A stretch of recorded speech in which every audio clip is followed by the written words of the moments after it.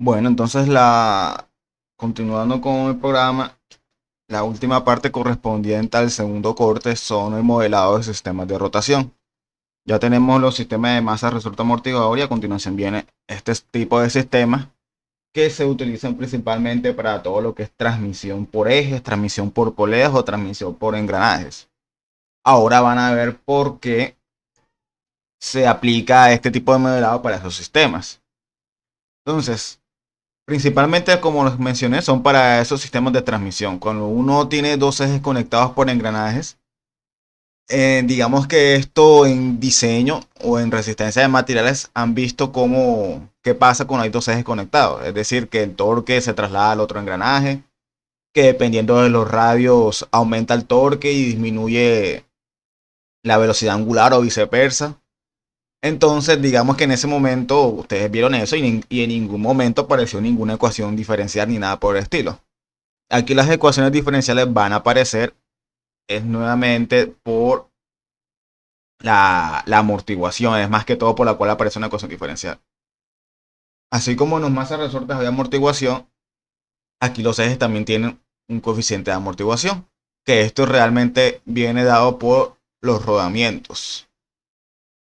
Digamos que cuando uno hacía ese tipo de ejercicios en resistencia, etcétera, en diseño, que había que capturar, calcular las cargas, hacer los diagramas cortantes y eso, listos, habían rodamientos, pero eso nunca se tuvo en cuenta. Pero realmente los rodamientos influyen en el movimiento porque los rodamientos lo que hacen es disminuir la fricción. Pero aún así, aunque disminuyen la fricción, ellos tienen fricción. Aunque es muy diminuta, ellos tienen fricción.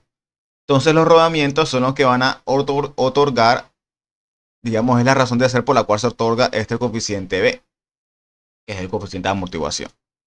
Entonces, digamos que a resumidas cuentas, esto lo que hace es aumentar la precisión del análisis. Más que todo eso. Al considerar los rodamientos, aumentamos la precisión de los resultados. Entonces, aquí va a salir la ecuación reina ahora. En el sistema masa de resorte amortiguador era la segunda ley. Sumatoria de fuerzas es igual a masa por aceleración. Listo. Ahora para sistemas de transmisión va a ser sumatoria de torques igual a momento de inercia por aceleración angular. Esta fórmula de pronto ya les parece conocida de estática. En estática uno hacía momento, sumatoria de momentos y uno escogía el sentido igual a cero. Listo, en estática se hacía eso porque estaba en equilibrio, entonces no estaba moviéndose y por lo cual la aceleración angular era cero. O sea, este término se hacía cero y por eso quedaba esto. Recuerden que torque es lo mismo que momento, o sea, son diferentes notaciones, pero es la misma magnitud. Entonces, como aquí ya estamos considerando movimiento, por eso es que sale la inercia. Que bueno, aquí la representa con una J, pero, o sea, esta ecuación también se pudo haber escrito como sumatoria de momento igual a I por aceleración angular. Es lo mismo, solo que con diferentes letras. Entonces, habiendo dicho eso, la inercia se refiere a la posición que ejerce el eje al moverse. O sea, es como, ya ustedes conocen lo que es inercia. Cuando algo tiene masa, para empezarlo a mover necesito como una energía adicional para vencer la inercia que él tiene.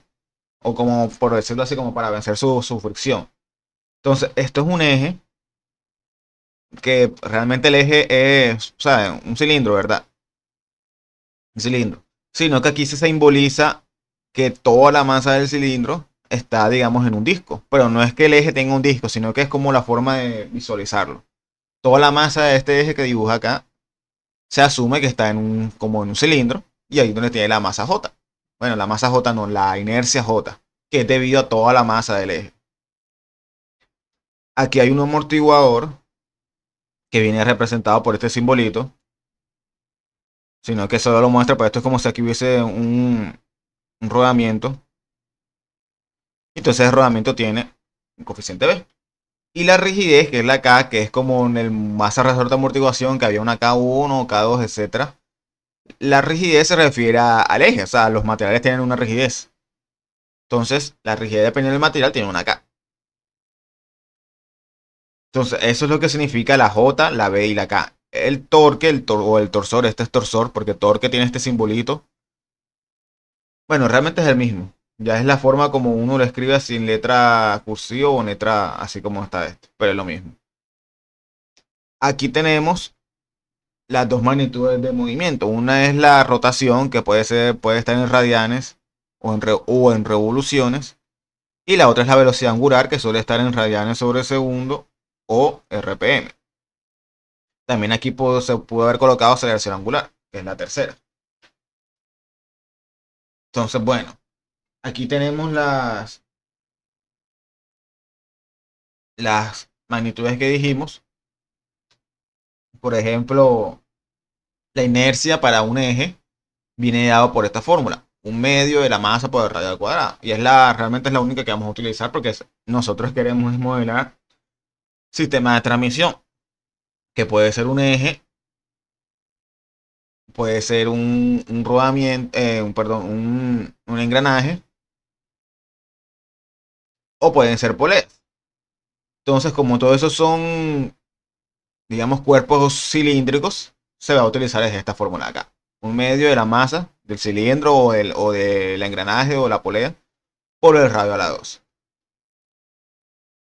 Entonces, dijimos, el amortiguador que viene siendo los rodamientos, ellos proveen esto que es amortiguación torsional. Los ejes que tienen una rigidez, digamos, promueven los resortes torsionales. O sea, como les dije, los ejes tienen una rigidez que hace que sea más difícil torcerlo y que sus átomos se tuerzan como ven en esta imagen. Eso depende del material de cada eje. Entonces, esas son cosas que al analizar en resistencia o en diseño para analizar la transmisión de movimiento, esas dos se omitían. Pero eso tiene, digamos, tiene su cierto grado de influencia. Entonces, la fórmula, esto realmente es muy similar al masa de resorte amortiguador, es casi lo mismo. Miren que las fórmulas solo cambian las letras. La primera se traduce a, que ya la vimos, miren que aquí la aceleración angular pasa a ser doble derivada del ángulo. Es decir, antes teníamos antes teníamos una posición que podía ser una X o una y ahora es un ángulo. Antes teníamos velocidad que viene siendo X', y ahora vamos a tener velocidad angular que va a ser Z'. Y antes teníamos aceleración que era la doble derivada y ahora va a ser aceleración angular que viene siendo la doble derivada del ángulo. O sea, son las mismas son, digamos, las mismas nomenclaturas. Entonces, al igual que para antes teníamos esto para la fuerza de resorte, ahora para la fuerza digamos, del torque que se opone debido a la rigidez va a ser una K también, pero ahora va a ser con un ángulo teta, ya no va a ser con una Y. Igual con la fuerza amortiguadora. Antes era B por la derivada, ahora va a ser B por la derivada del ángulo, pero es lo mismo. Entonces, al igual que antes, recuerden que la idea de escribir todo en derivadas era porque si no hacemos eso, esto es una B, A, B y X. Si no hacíamos eso, la ecuación nos iba a quedar en términos de tres incógnitas. Pero si yo escribía todo eso con derivadas, es decir, x2', x' y x, ya entonces ya solo tenemos una variable solamente. Entonces la ecuación se puede solucionar. Aquí es lo mismo. Aquí la idea es mantener toda la ecuación en términos de teta, teta' y teta2'. Entonces vamos con este primer ejemplo. Miren qué fácil. Aquí que tenemos un disco. Aquí esto sí es un disco que está girando en un eje. Y ese eje está empotrado por acá arriba. O sea, está, digamos, en un techo, está empotrado. Entonces, ese disco se está frenando por otro de acá, que es este de aquí. Esto es otro disco que lo está frenando. O sea, imaginen que eso está en movimiento, pero este, como está pegado, lo está tratando de frenar. Me dicen que el eje tiene una constante K, o sea, una constante de rigidez K. Me dicen que el disco tiene un momento de inercia J. Y me dicen que hay un torque.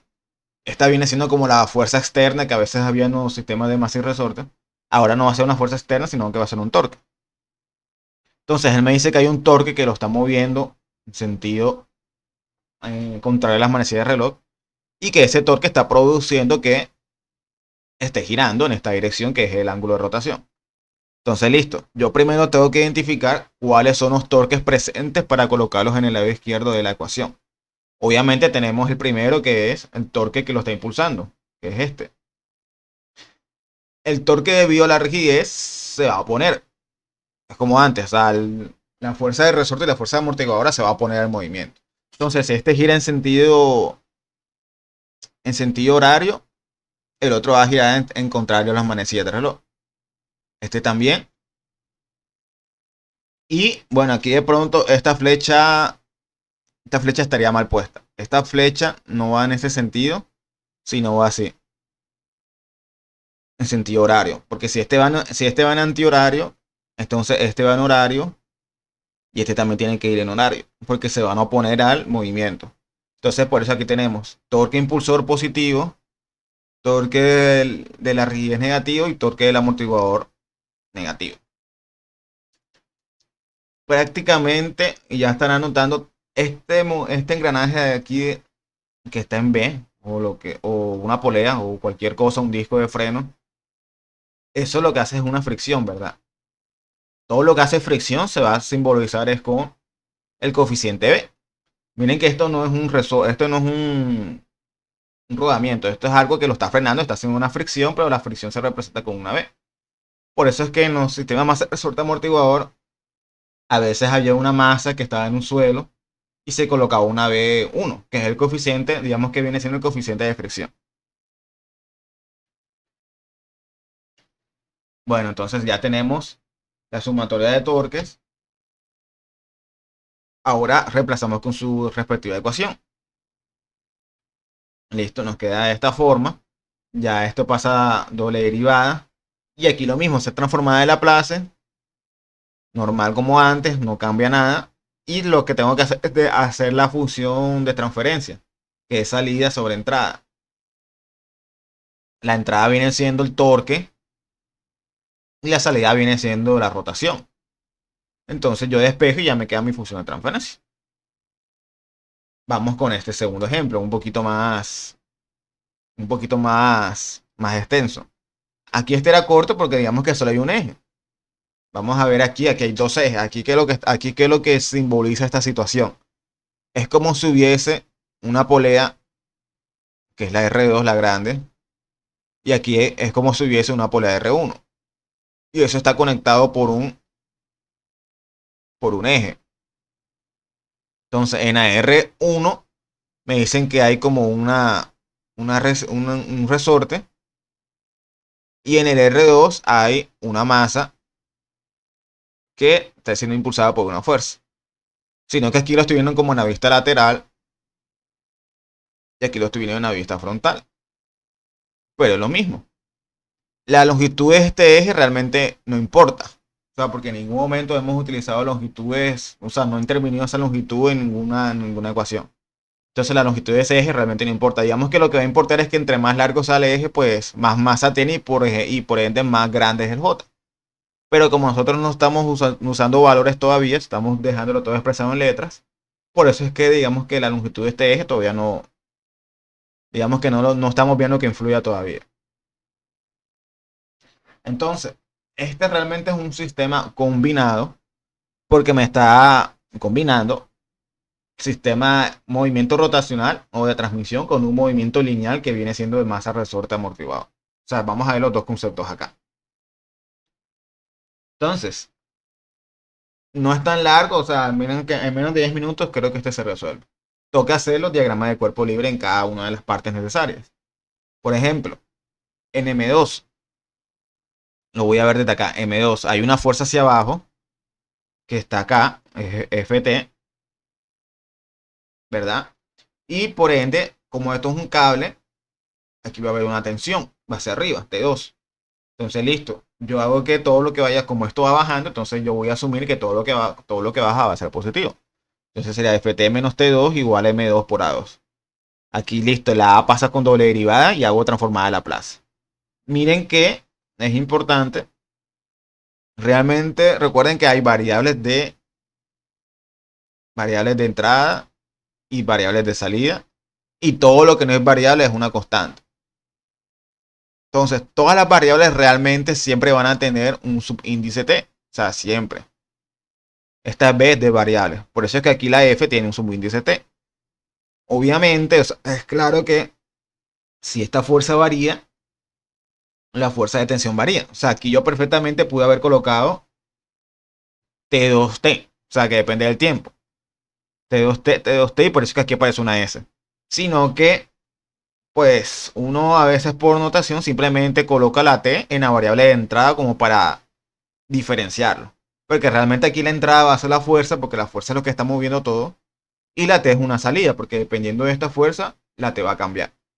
Por eso es que la T, digamos que no tiene, no tiene índice de tiempo, pero si lo hubiese colocado también hubiese estado bueno. Lo importante, todas las variables van a, cuando haga la plaza, van a pasar a mayúscula con una letra S. Es lo único. Las constantes no. Entonces aquí aparece la S, aquí aparece la S. Y aquí listo, doble derivada, doble la plaza de la segunda derivada, me queda este término de acá. Ya tengo una primera ecuación. Aquí tengo una entrada, una salida y una salida. Recuerden, las salidas son incógnitas. Entonces aquí ahora mismo tengo una ecuación y tengo dos incógnitas. No puedo resolver el sistema utilizando solamente esta ecuación. Tengo que seguir. Por eso ahora sigo con el M1. Realmente el M1 es como si aquí tuviese una masa, pero no la hay. Es como, vamos a asumir que hay una masa que, o sea, tiene una masa insignificante, que va a ser la masa de resorte. Pero yo la tengo que colocar porque el resorte hay una fuerza hacia abajo que es la de resorte y una fuerza hacia arriba que es la de tensión. Entonces, miren que también son dos, son como dos subsistemas. Por eso es que aquí lo coloqué T2 y acá T1, porque el T2 va a estar por aquí en la masa. T2 es este de aquí que va subiendo y T1 es este de acá. Miren que son diferentes partes, por eso es que tienen apellido las letras. Entonces, aquí, como aquí yo asumí que esto iba, bueno, obviamente esto va a bajar porque la fuerza es hacia abajo. Si yo sigo la lógica del movimiento, este entonces tiene que subir. Por eso que aquí todo lo que sube es positivo. T1 menos la fuerza de fricción, o en este caso la fuerza de fricción o la fuerza de resorte, es igual a M1 por A1.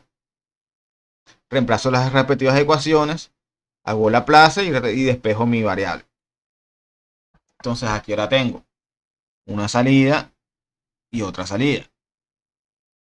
Estas, miren, aquí tenía T2 y Y2, ahora tengo T1 y Y1. Entonces ahora tengo dos ecuaciones y ahora tengo cuatro incógnitas. O sea, ahora necesito conseguir dos ecuaciones más de alguna forma.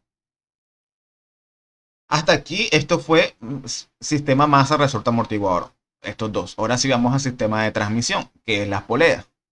Miren que ahora voy por las poleas. Las poleas van a girar por las respectivas tensiones. Como yo sé que F2, este M2 baja, entonces la rotación tiene que ser en sentido antihorario. Entonces ahí voy a hacer mi sumatoria de torques o mi sumatoria de momentos. Entonces va a ser el torque de la tensión 2. Miren que aquí está la nota que vamos a poner de ahora en adelante que una T así en mayúscula va a ser tensión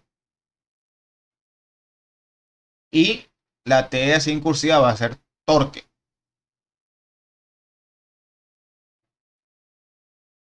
Por eso es que coloco el torque 2 va a ser tensión 2. Recuerden que torque fuerza por distancia va a ser torque 2 por la distancia al centro, que es R2, que es este de aquí. Menos el torque 1, que va a ser el T1 por el R1. ¿Verdad? T2 es el que hace el movimiento positivo porque va en dirección antihoraria y el otro va a ser negativo. Eso va a ser igual al momento de inercia del eje por la aceleración angular del eje, que es la doble derivada del ángulo. Hago transformada de Laplace normalmente. Y aquí me queda una tercera ecuación. Entonces aquí ya tengo salida, salida y aquí tengo una salida, ¿verdad? Ya estas tres salidas ya yo las había... Bueno, no, ahora esta salida del ángulo todavía no la había tenido en cuenta antes. Entonces ahora tengo tres ecuaciones y agregué una incógnita más. Antes tenía cuatro, ahora tengo cinco incógnitas. sea, necesito otras dos ecuaciones más. Entonces, hasta ahora tengo son estas ecuaciones, son las que yo saqué ahora. Tenemos tres ecuaciones con cinco incógnitas. Que aquí están T1, T2, Y1, Y2 y el ángulo. 5. Faltan dos ecuaciones. ¿Cuáles son? Vamos a ver cómo identificamos cuáles son las dos ecuaciones que me faltan para completar el sistema. Entonces, recordemos que para hallar la función de transferencia, esto no es necesario, digamos que al principio es necesario como para ver cuál es la ecuación que falta. Pero ya después uno se da cuenta, o sea, con la práctica ya uno sabe cuál es la ecuación que falta. Entonces, una forma de saber cuál falta es buscar la función de transferencia, es decir, o hacer una ecuación donde solo haya una única salida. Por ejemplo, digamos que aquí yo despejo T2 en la primera ecuación. La primera, y de la primera yo despejo T1. Bueno, ya está despejada acá. Entonces, esta ecuación la mando aquí y esta ecuación la mando acá. Me queda esto que ven abajo. Miren que aquí me sale salida, salida y salida. Ahora ya solo tengo tres salidas. Es decir, aquí es como si yo hubiese simplificado el sistema. Ahora tengo una ecuación con tres incógnitas. De igual forma, todavía me faltan dos ecuaciones. O sea, eso no ha cambiado, sino que ahora ya antes tenía tres ecuaciones y cinco incógnitas. Ahora lo que hice fue quitarle dos a cada uno. Una ecuación y tres incógnitas. Pero todavía me falta buscar dos ecuaciones más. Pero entonces aquí ya como que voy viendo qué necesito. Como yo necesito reescribir todo en términos de teta, de alguna forma yo tengo que reescribir la posición Y2, o sea, lo que este baja o sube, tengo que reescribirlo en función del ángulo. Es decir, tengo que ver cómo cambia el ángulo cuando este baja. Y lo mismo acá, cuando este sube, tengo que ver cómo cambia, o sea, qué ecuación me relaciona el movimiento de este con el ángulo de rotación de la polea. Entonces aquí ya me dan idea de las dos ecuaciones que yo necesito. Entonces, esas ecuaciones son estas. Ahora vamos a ver por qué son estas. Eh, bueno, no está aquí esa explicación. Entonces, vamos a explicar por qué son estas dos ecuaciones. Déjenme un momento. Vamos a descartar esto. Aquí estaba oculto.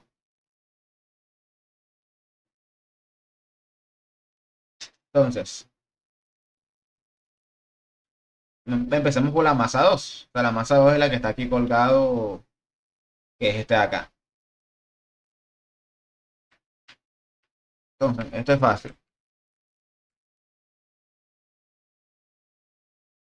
Cuando la masa 2 baja, digamos, baja a una distancia S, que realmente esa distancia S que baja viene siendo la Y2, o que sube o que baja. Esto viene siendo Y2. El punto es que lo que él baje es lo que la polea aquí va a girar. O sea, si esto baja, digamos, un metro, esta polea, o sea, este punto, si yo considero que este es el punto, un punto de referencia de la polea, si aquí baja un metro, este punto va a girar un metro. Esto viene siendo un arco de círculo. O sea, lo que baja aquí, esta variable S, va a ser lo mismo que cambie esa rotación S.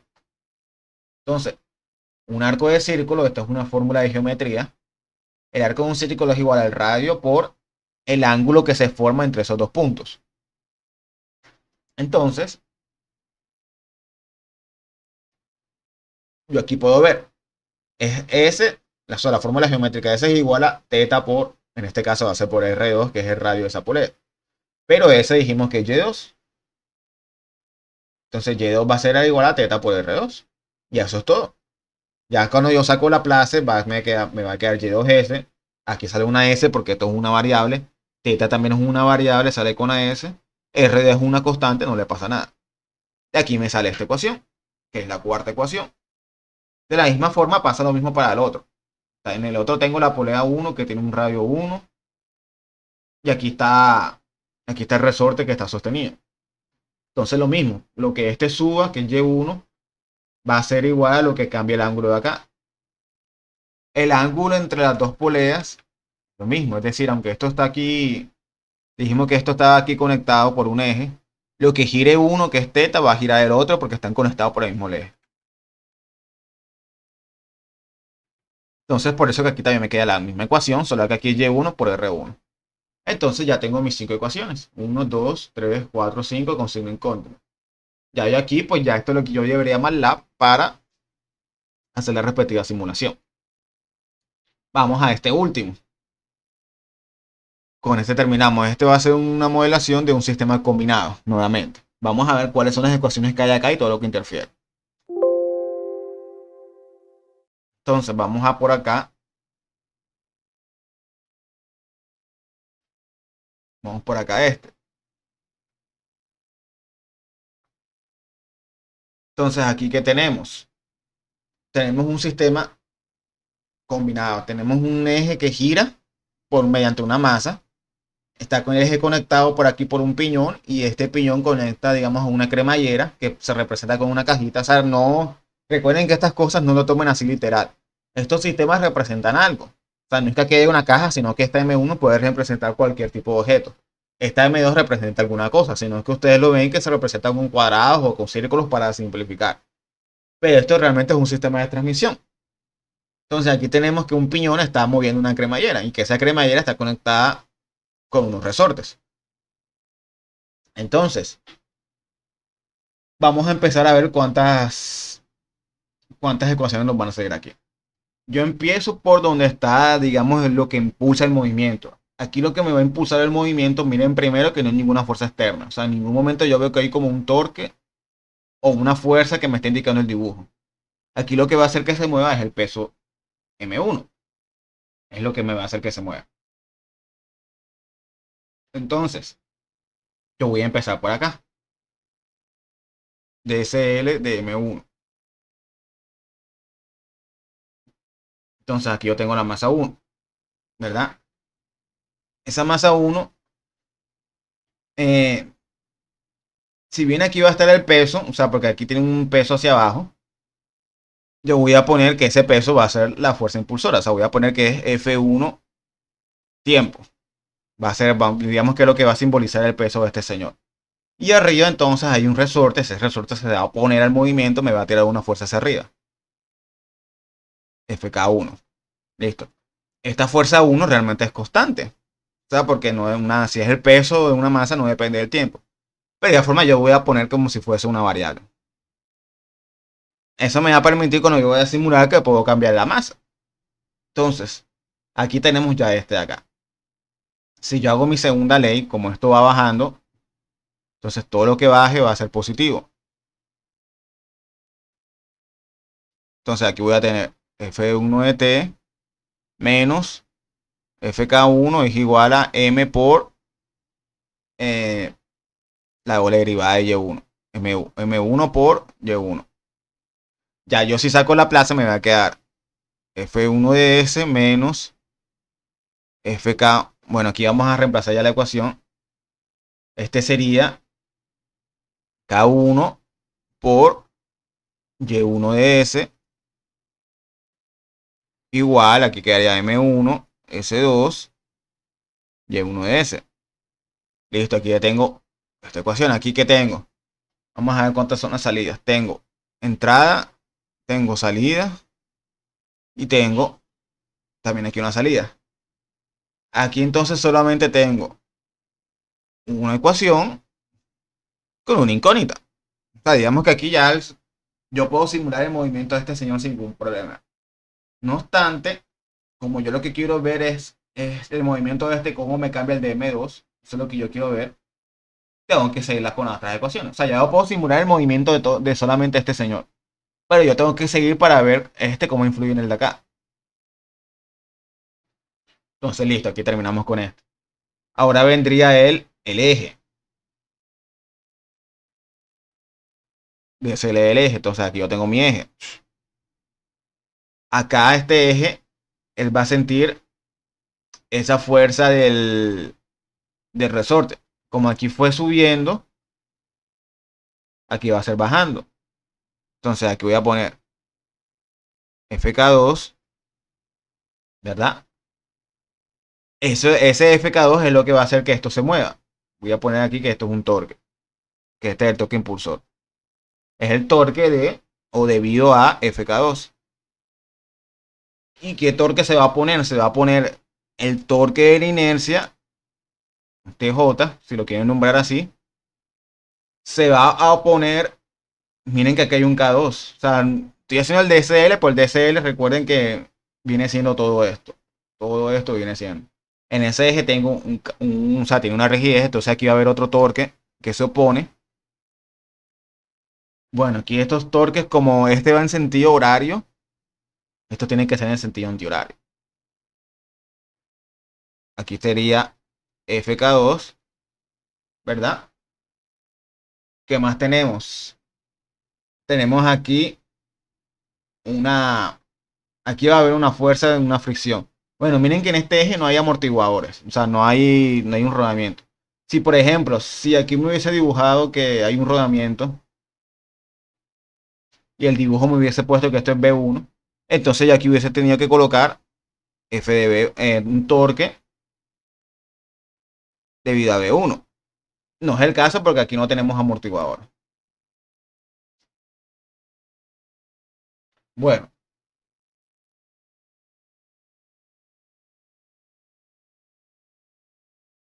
entonces, listo, tenemos FK2, el torque, tenemos esto, vamos a cambiarlo la letra, vamos a poner que este es el torque, no K. Torque debido a la inercia, torque debido al K2, y vamos a ver el movimiento de aquí.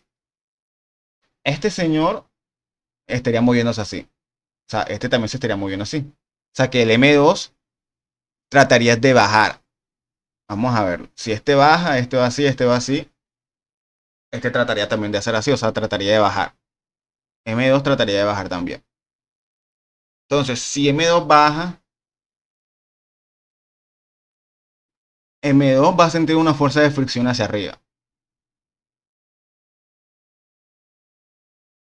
Vamos a poner FF de fuerza de fricción.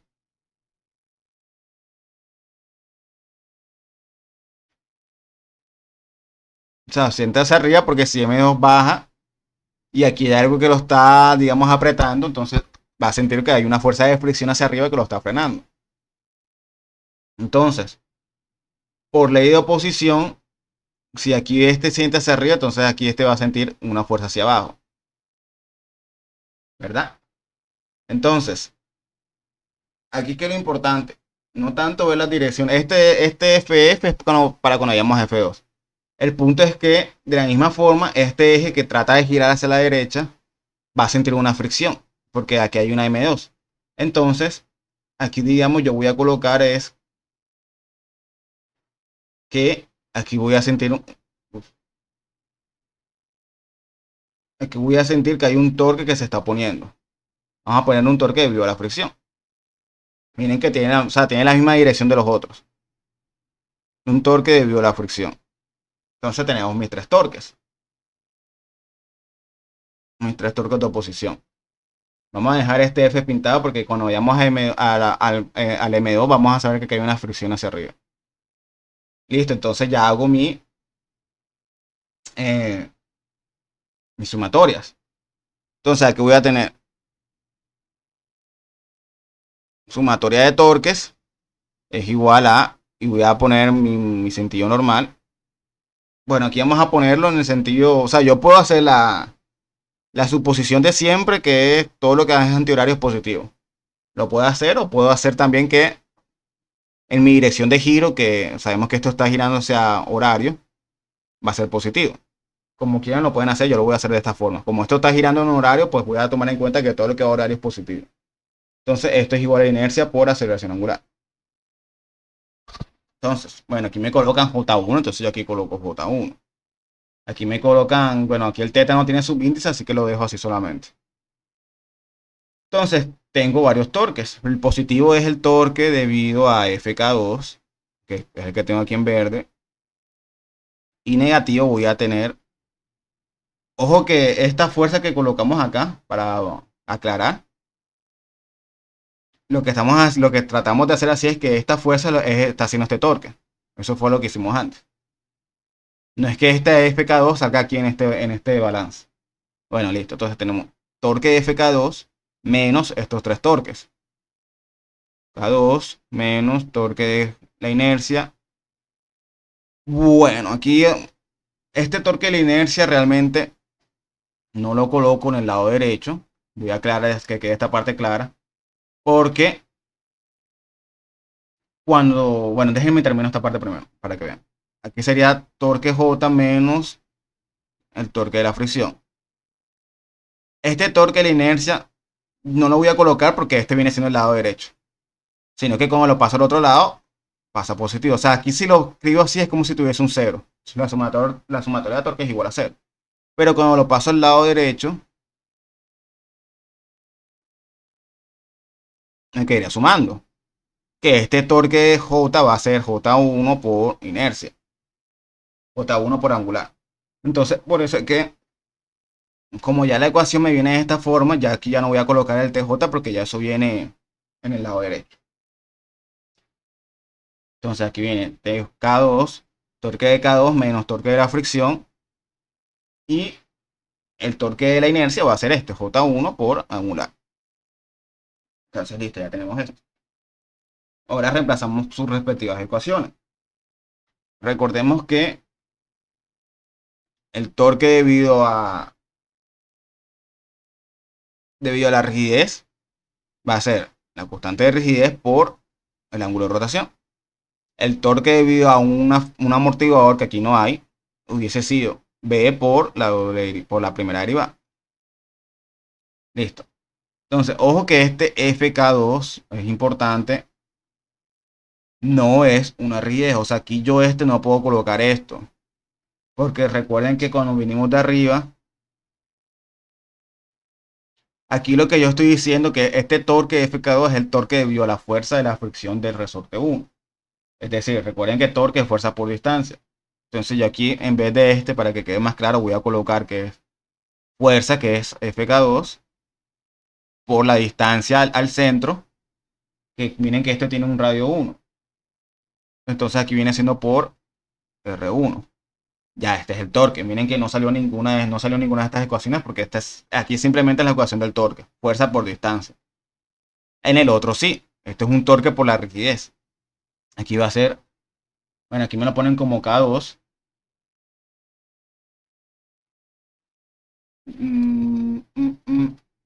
A ver, aquí vamos a corregir algo. Aquí yo puse K2, esto es K1. Esto aquí viene siendo K1. Aquí viene siendo K1. No sé por qué puse K2 antes por ahí. K1, K1, K1. Listo. Ahora sí, K2. En el torque de K2 ya se vio a utilizar porque este es un torque de la rigidez, que es la rigidez del eje. Entonces va a ser la constante, que es K2, me la pone el dibujito, por el ángulo de rotación, que vamos a poner que es teta. Listo. Menos torque debido a la fricción. Entonces aquí va a ser similar. Aquí va a haber una fuerza de fricción, que es BFF, vamos a colocarlo con otro color, multiplicado por la distancia al centro, que es R2. Listo. Esto es igual a J1 por doble derivada del ángulo. Entonces aquí ya terminamos con esto. Si yo aplico la Laplace, ya me va a quedar entonces. Aquí me va a quedar. Bueno, este es FK2. Pero bueno, aquí no cambia el subíndice. Este aquí es FK1. FK1. Que es el de acá. Entonces aquí vamos a hacer la plaza. Esto es una fuerza. Entonces aquí me va a quedar. Pasa mayúscula. FK1 con AS. Que multiplica R1. Vamos a colocar la R minúscula para no confundirla con una variable. Menos. Aquí quedaría K2 por esta S menos fuerza de fricción. Es una fuerza. Entonces con AS por R2 es igual a J1. Esa es la 2 por el Laplace de ese ángulo. Entonces aquí ya tenemos todo en el dominio de la frecuencia. O sea que lo importante es sí tener claro cuándo utilizar estas dos ecuaciones y cuándo no. O sea, no se confundan que miren que esta tuta acá tanto este torque como este torque, no utilicé ninguna de estas dos, porque estos fueron torques debido a unas fuerzas. No fueron torques ni debido a la rigidez ni debido a ninguna amortiguación. El único fue el de la mitad, que aquí sí utilizamos este porque este fue debido a la rigidez que tiene el eje. Nada más.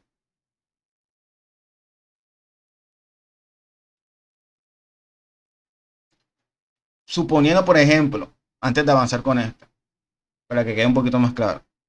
Suponemos que aquí tengo, no sé, tengo un eje, tengo un motor, que el motor está haciendo que el eje gire, ¿verdad? Y el eje va a estar apoyado aquí por un amortiguador acá, o sea, un rodamiento que va a tener un V1 y por aquí tiene otro rodamiento que va a tener un V2. Listo. Ya digamos que yo quiero hacer mi DCL. Aquí el DSL me quedaría. Este sería el torque del motor. Entonces voy a colocar todo lo que gira en ese sentido va a ser positivo y va a ser igual a la inercia por la angular. Entonces aquí ¿qué colocaría? El torque del motor, que es positivo, menos el torque del amortiguador 1, menos el torque del amortiguador 2, es igual a I por la angular. Que ahora sí, cuando ya voy con las ecuaciones, con esta de aquí me va a quedar torque de M menos B1 por la primera derivada menos B2 por la segunda derivada, por la primera derivada también, es igual a I por doble derivada del ángulo. Así me quedaría este señor. Sí, miren que aquí no coloqué la rigidez porque digamos que el dibujito no me especificó eso. Realmente eso tiene rigidez, o sea, voy a poner un ejemplo, pero listo, eso tiene rigidez, o sea, aquí debería haber una K, ya sea que me coloque un K1, K2, un K, lo que sea. Si aquí coloco K1, entonces aquí me hubiese faltado colocar menos el torque de K1, que eso hubiese sido K1 por el ángulo es igual a I por la doble derivada. Sería algo más o menos así. Como para que identifiquen cuándo se colocan los torques debido a estas dos fórmulas y cuándo se utiliza el torque debido a una fuerza externa.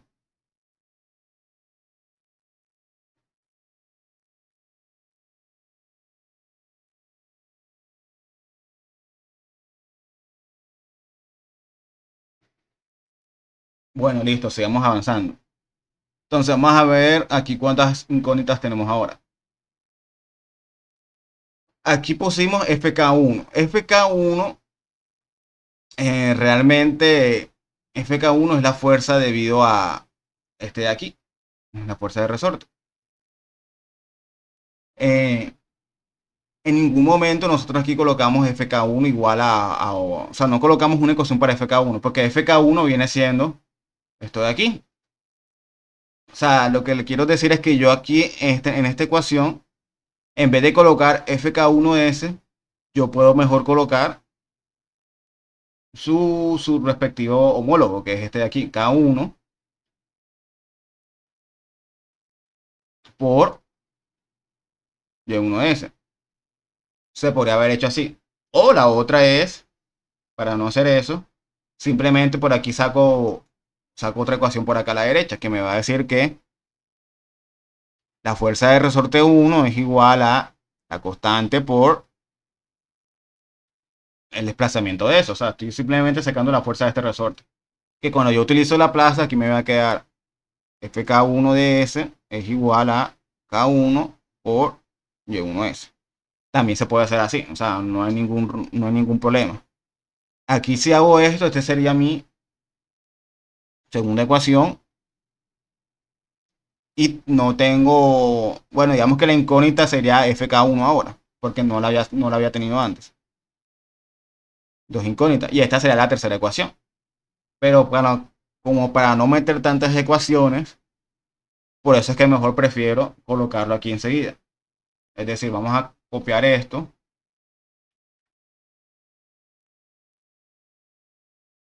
Y aquí en vez quito esto mejor y coloco la ecuación del resorte. Que va a ser K1 por Y1 de S. Y listo, ya. Ahora sí, vamos a contar vamos a contar cuántas salidas y cuántas entradas tenemos ahora. Entonces, Y1 es entrada, ángulo de salida, la fuerza es otra fuerza externa. O sea, la única fuerza que es entrada es F1S, que es la impulsadora, la que está acá.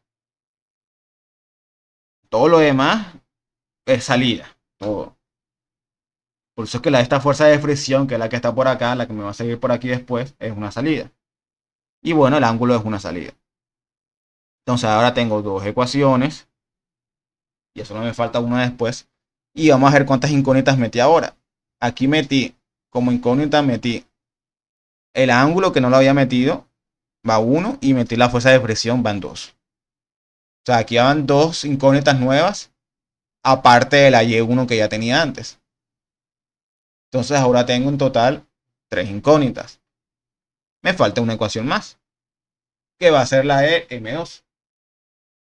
Ya está de acá. Entonces, el DCL de M1 fue toda esta parte de aquí. DCL del eje fue todo esto de acá, contando el piñón pequeñito. Ahora vamos el DSLM3, que me va a contar todo esto de aquí. Y ya con eso ya el ejercicio terminaría. Entonces vamos a hacerlo por acá. DCL M2. Vamos a ver entonces qué hay. Entonces,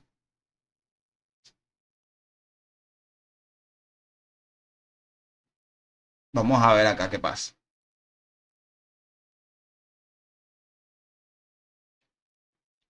Aquí, vamos a hacer esta parte de nuevo.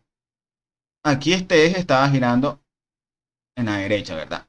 Entonces, si este gira en la derecha, como aquí hay una fuerza que se estaba poniendo, ¿verdad? Este piñón iba a sentir una fuerza hacia arriba, que va a ponerse el movimiento de este eje. Miren que si esta fuerza va hacia arriba, eso haría que el torque de esa fricción fuese contrario al movimiento, que por eso es que antes lo colocamos negativo, ¿verdad? Entonces aquí tenemos esta fuerza de fricción. Lo estoy recalcando porque creo que antes lo dije al revés. Esta fuerza de fricción que va arriba es la que siente el piñón, no es la que siente la masa. Ahora, la masa, cuando yo me voy por ley de asimilración, digamos que la masa va a sentir esa fuerza hacia abajo, que va a ser la fuerza que va a impulsar que se mueva. Es decir, la fuerza de fricción es la que va a impulsar que esto se mueva. Eso es como, me imagino que ya habrán visto esto cuando uno camina es porque estamos utilizando la fricción para movernos. Por eso es que si fuese hielo no podemos caminar bien porque no hay fricción. O sea, la fricción es la fuerza que nos va a impulsar. Por eso aquí en M2, la fuerza que lo va a impulsar hacia abajo es la fricción que está ejerciendo el otro hacia arriba. Entonces aquí, esta fricción de M2 va hacia abajo. Entonces, aquí F de F va hacia abajo. Y bueno, sabemos que el movimiento de M2 va hacia abajo también. Entonces, si este baja, K3 lo sube, va a tratar de oponerse. Y este otro resorte que también tiene K3, o sea, aquí lo que me están diciendo no es un error. Aquí lo único que me está diciendo es que ambos resortes son iguales y tienen la misma constante. Si hubiese sido diferentes, aquí hubiese colocado K3 y aquí arriba K4. Es lo único. Entonces él aquí me está sintiendo. La de abajo me está tirando una fuerza hacia arriba para que no baje. Y el de arriba también está oponiéndose al movimiento, entonces va a tirar una fuerza hacia arriba. Hay una fricción aquí con la superficie. Entonces esa fricción sí va a ser hacia arriba. F, aquí solo me colocan una vez, entonces coloco una vez. Igualito la letra, una vez. Y aquí tengo ya mi DCL. Ahora sí hago mi sumatoria de fuerzas.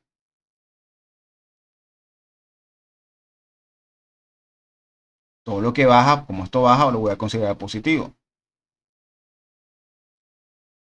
Entonces voy a tener la fuerza de fricción menos FK3 menos otro FK3 menos un FB. Eso es igual a masa 2 por aceleración 2. Listo. Ahora, esta F realmente ya la habíamos contado aquí en la salida. No va a ser una incógnita nueva ahorita que contemos. Este señor no tiene fórmula, queda igual. FK3, vamos a ver. Este resorte, que este primero es el de abajo, solamente va a quedar K3 por el cambio de posición de la masa 2, es decir, por Y2. Miren que aquí no va a salir lo que salía antes, K3, Y2 por Y1, porque el resorte solo está entre algo fijo y algo que se mueve. No está entre dos cosas que se mueven. Por eso es que ahí no va a salir la restica que nos salía antes. Este señor, el segundo, va a quedar igual. K3 por Y2, que es el de arriba. La fuerza de fricción sí va a quedar coeficiente de fricción o la amortiguación por Y2, una derivada, es igual a M2 por doble derivada de la posición. Aplico Laplace. Me va a quedar fuerza de fricción menos K3 Y2S menos K3 Y2. Esto yo lo pude haber unido y colocarle un 2 al frente. Se pudo haber hecho. Aquí me queda B por S por Y2S es igual a M2 S a la 2 Y2S.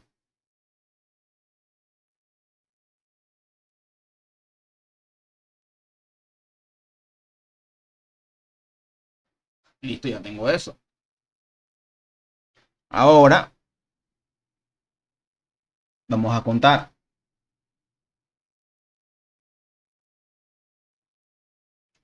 Entonces aquí tengo una salida. Esta Y2, que es la de la masa 2, esta es una salida, no es la Y, no es como la Y. Bueno, la Y1 también es una salida. Salida, salida, salida, porque la única que en entrada es la fuerza impulsora. Todo lo demás es salida. Es salida. Aquí lo que pasa es que Y2 ya yo la había contado. Bueno, Y2 no la había contado. Y2 todavía no estaba contado. Entonces vamos a ver ahora cuántas incógnitas tenemos. Como metimos Y2, hay una incógnita nueva. FF ya la había contado. Entonces ahora tengo tres ecuaciones y cuatro incógnitas. Es decir, todavía me falta buscar una ecuación más. Todavía no hemos terminado. Vamos a ver cuál es la otra ecuación que me falta. Entonces, listo, ya teníamos Y, teníamos la fuerza de fricción. Por aquí teníamos Y1, teníamos R1. Entonces, aquí vamos a borrar esto un poquito para no tener tanto acá.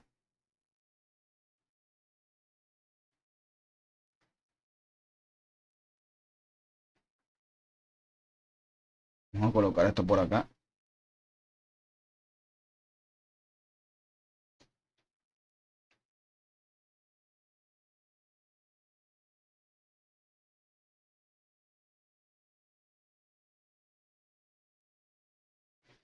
Bueno, ahorita miramos eso.